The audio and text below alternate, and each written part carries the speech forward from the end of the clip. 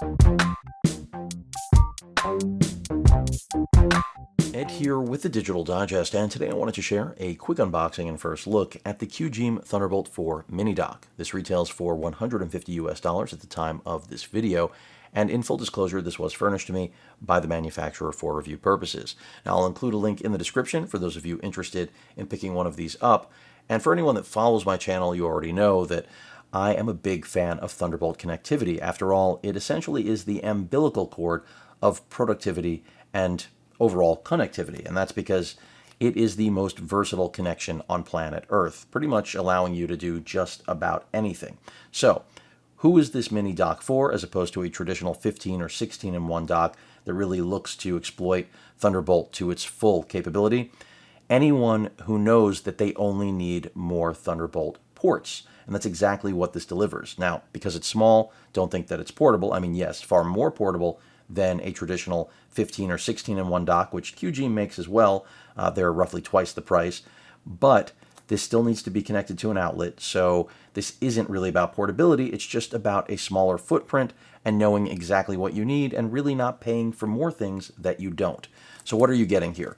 You're taking your one Thunderbolt port from your latest gen Mac, or of course any Intel-based laptop or system in general that has Thunderbolt connectivity, and you're expanding that to 4 total ports.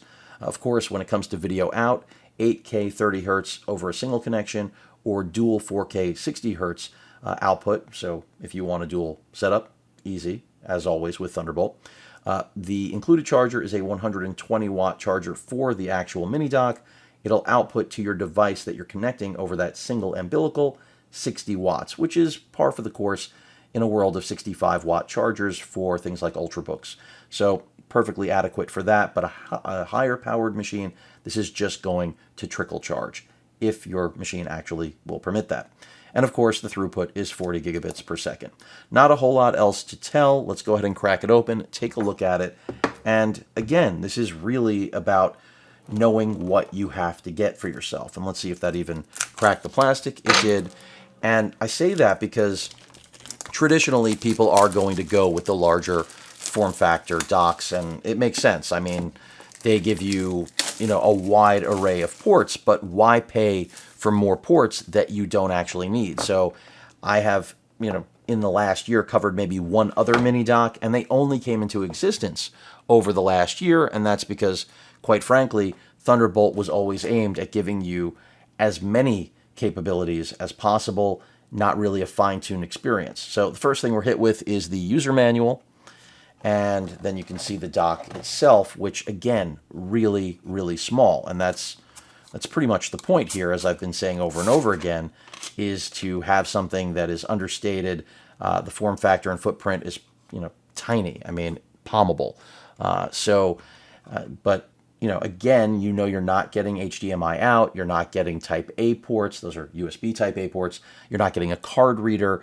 That's, if you're looking, a little bit of dust on this, but if you're looking for something like that, this is not the right product for you.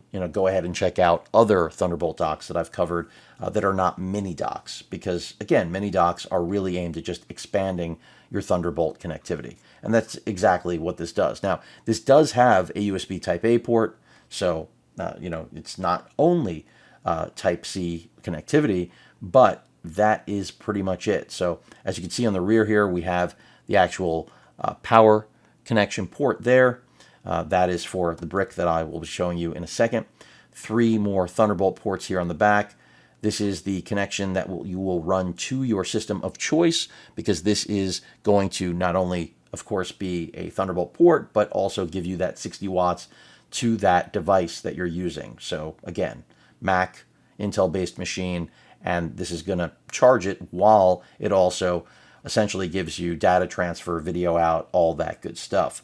Power button on the front, and that's pretty much it. Again, really small footprint, ventilation on the bottom. If you want to keep things clean, maximize your desk space, that's what these are for. And a user like me, I can use a mini dock. Now, a lot of people do need all of those ports, the card readers, My fiance is a good example. She is right now using a pluggable, the 15-in-1 that I covered a while back. That's ideal for her because in her use case scenario, she needs all of that, all of those ports. She needs 2 DisplayPort outs in order to drive 2 4K 40-inch monitors. I, on the other hand, don't need that in my Thunderbolt setup, so something like this will work for me, but not for her. So they've included a Thunderbolt cable right here, which is no surprise. Just looking to see what the length is. It says 0.72 meters for anyone that's wondering, and you'll use this to connect the Qgeem Mini to your laptop of choice. And then this is that 120-watt brick. So this goes straight to the wall, connects using that barrel pin connector right there to the back of the Qgeem Mini dock, and you're in business. So again, to recap, even though this is only an unboxing, if you know that really your biggest problem that you're trying to solve is just that your laptop doesn't have enough ports. In fact, many machines these days have 1 or 2 ports at most. That's been a trend. This is a really good way to expand it. Generally speaking, that's what Thunderbolt mini docks are about. And if you're trying to figure out the difference between Thunderbolt 4 and 3, backwards compatibility is one of those big things. So don't worry if you only have Thunderbolt 3 on your machine. It will work, or it should. I haven't tested it yet, but that's part of the spec of Thunderbolt 4.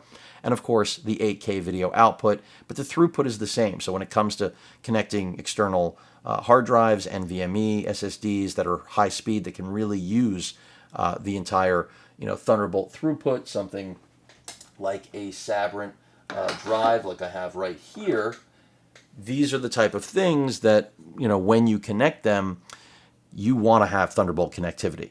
And even though this is a Thunderbolt 3 drive, it should work here without any issue whatsoever. And that's the beauty of Thunderbolt 4. So keep that in mind. Those are a few of the key differences between Thunderbolt 4 and 3. But for all intents and purposes, again, same throughput, same breadth of capability. But that rounds things out. Again, today was just an unboxing, first look. I think this is going to be a good solution for a lot of people that don't need, a giant, hulking Thunderbolt dock and are really just looking to have more ports to do the things they already do and just don't have them on board their laptop of choice. Any questions or comments, please feel free to post them. Hit that like button. And as usual, please feel free to subscribe and please stay safe. Later.